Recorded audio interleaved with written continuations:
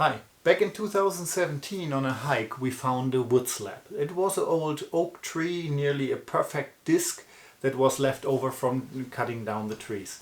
So we took that, and now 5 years later the wood is completely dry and it is time for a very cool project. I was always fascinated with the pure age of a tree and how these trees are barely touched from our fast evolving human history. So what I want to do now is building something that shows the flow of time. My name is Heiko, welcome to the channel.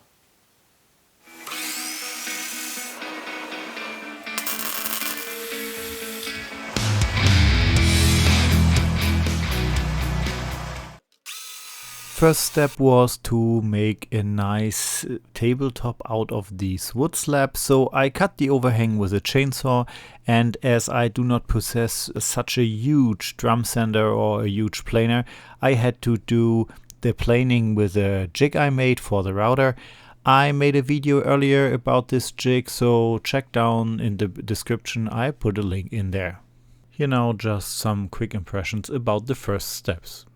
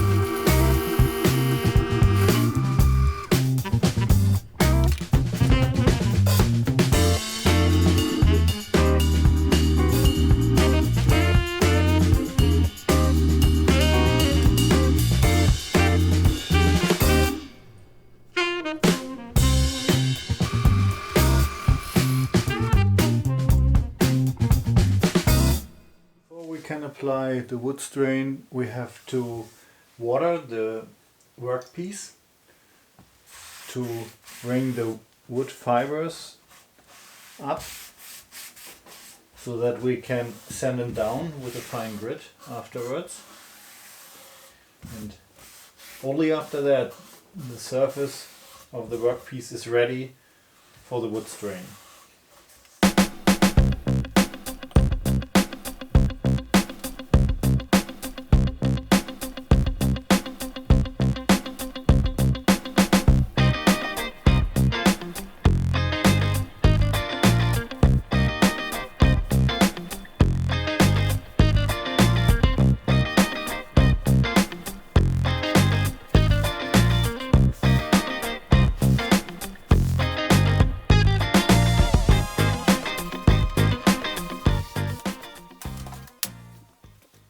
After I applied the wood stain to the table frame, I applied the filler to the tabletop to fill all the little cracks.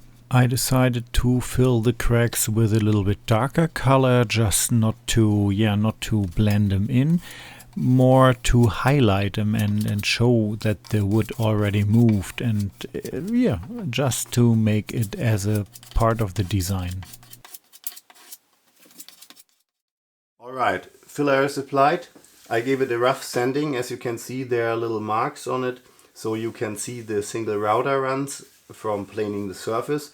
That is alright, but before I do the final sanding, it is time to bring the history into that history table.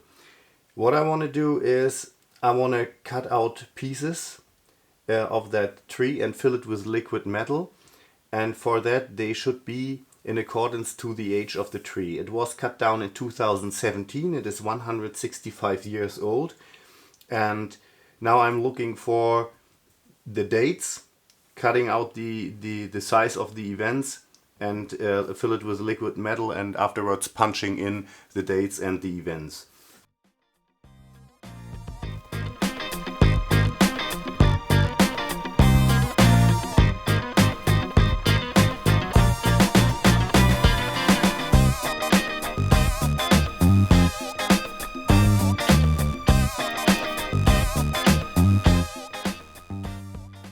Alright, now we're good to go, and I have to cut out these pieces that I want to make the inlays, the metal inlays in. So, and I want to show you how it is done. I have my router with a compass, nothing fancy. So we have to bring the compass to the point that it cuts along the single stripes of the tree. As the tree won't grow perfectly in a circle, you have to adjust the center point of the compass a little bit. So usually this would be the center point, but if I do that, my compass won't do exactly the cutout alongside these lines. So I have to adjust the compass center of the compass a little bit to reach that point, and it is a little bit try and error. So the first thing I have to do is bring the center point, or fix the center point, and then bring the compass or the router on top, the router bit now is cutting its way, and I bring the center to the date I have. It's 1995, so like this. And as my compass is moving a bit too much, I have this distance pieces, and all I have to do now is to limit the movement of the router so that I have a clear start and end point. This is important. I just want to bring in 1995 DVD. So that is all I want to write into the metal inlay. And I will limit the movement with two little wooden pieces, left and right.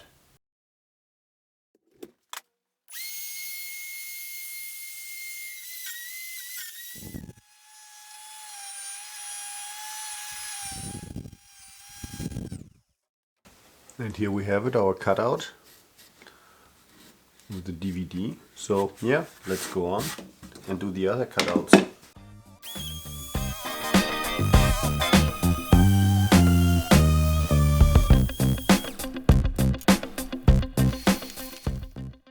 This is where we are now.